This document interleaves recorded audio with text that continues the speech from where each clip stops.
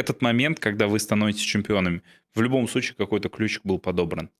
Вы просто адаптировались, лучше поняли команду или какой-то особенный момент случился? Ну, если честно, это было, как я уже сказал, команда поняла, для чего она существует.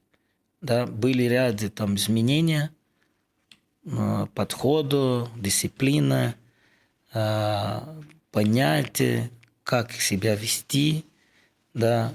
Мы были очень недисциплинированная команда, были постоянно эти удаления, постоянная проблема, да, и в этом году вот команда поняла, вот нам так не выиграть никогда. Нам надо здесь поменять, там поменять. Для чего вообще эта команда? Эта команда, чтобы выиграть чемпионат или для некоторых людей получили удовольствие? Мгм. И вот, и когда все поняли, все делали, и результат.